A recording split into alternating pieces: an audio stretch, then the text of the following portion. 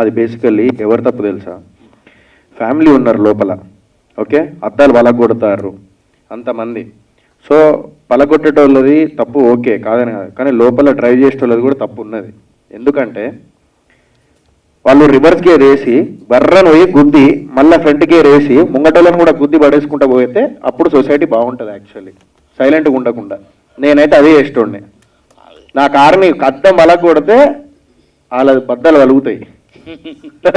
అయితే ఎక్కించుకొని పోయేవాడిని కారు అన్నారు కదా మరి వైలెన్స్ మీ లాంటి వాళ్ళు అలా మాట్లాడటం అంటే ఒక్కటన్నా, వైలెన్స్ అనేది పక్కన పెడితే ఇప్పుడు లోపల నా ఫ్యామిలీ ఉన్నదనుకో అన్న, అద్దాలు వలగొట్టేటప్పుడు ఆ అద్దం వచ్చి కళ్ళల్లో పడ్డది అనుకోండి అన్న, కన్ను పోతుంది. ఓకే, ఒకవేళ కూర్చొని నా ముఖం మీద ఏదైనా పడి అన్న ఫేస్ పోతుంది, అయిపోయింది, లైఫే పోయింది. నా లైఫ్ పోయినప్పుడు ఎందుకన్నా అంటే నేను అదే చెప్తున్నా. బేసికల్లీ సైలెంట్ కూడా ఏమైపోతుంది అంటే ఇంకా రెచ్చిపోతారు నెక్స్ట్ టైం కూడా. ఇప్పుడు నెక్స్ట్ టైం కూడా మీరు ఆపలేరు, నెక్స్ట్ టైం మళ్ళీ రెచ్చిపోతారేమో, చెప్పలేము, బయట అదే అలవాటు అవుతుంది. It's not about the violence అన్న. ఇప్పుడు ఏం మనిషిని కొట్టుకుంటూ వెళ్ళిపోవడం అనేది ఏదో మొత్తం ఎక్కించి పోం కదా అన్న. పోయి రివర్స్లో పోతా అంటే వాడే మళ్ళీ వెనక్కి వెళ్ళిపోతాడు ఆడే భయపడి. ఎందుకంటే వాడు నడుచుకుంటూ వచ్చేటోళ్ళకి అంత ఉంటే మనం కార్లు వేసి గేర్లు వేసి గట్టిగా గుద్దుతో ఎట్లుంటాయి అంటే గట్టిగా పోతాడు, ఎట్లుంటే ఉంటాడు ఆడ మనిషి, సైడ్కి వెళ్ళిపోతాడు.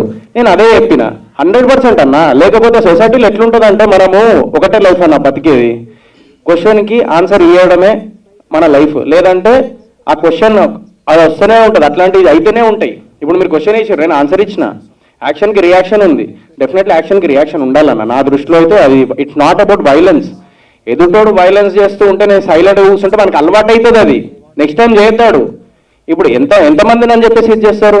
డెఫినెట్ నా ఫ్యామిలీ ఉంది, లేడీస్ ఉన్నారు, నాకు నా పేరెంట్స్ కంటే నా ఫ్యామిలీస్ కంటే ఎక్కువ ఎవరు కాదు. ఆ టైంలో నాకు ఎవ్వరు కనబడాడు, కానీ చెప్తా నేను అదన్నా నేను చెప్పేది.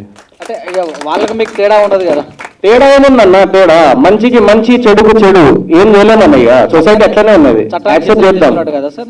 అన్న చట్టాన్ని చేతిలోకి తీసుకున్నట్టు చట్టం మీరు అంటే ఇప్పుడు ఒక్కటన్న, ఆ టైంలో అర్థం కలిగి నా ముఖం మీద వచ్చే లోపు చట్టం కోసం నేను వెయిట్ చేయలేను కదా అన్న.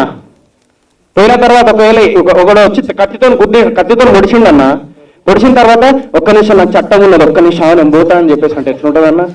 సో రివర్స్లో 100% అప్పుడు ప్రాణాలు కాపాడుకోవడానికి డెఫినెట్లీ మనము రివర్స్ అవ్వాలి. అలా అని చెప్పేసి నేను ఇంకా గలీజ్గా చెప్పట్లేదు, నేను బెదిరిద్దాము అని అంటున్నా, నేను భయపట్టియాలి వాళ్ళని. కత్తికి కత్తే సమాధానం అంటారా? కత్తికి కత్తే సమాధానం అంటారా? కత్తితో కొడితే దొబ్బేస్తాం మనం, మళ్ళీ ఎందుకు కొడుస్తాం మనం అట్లా.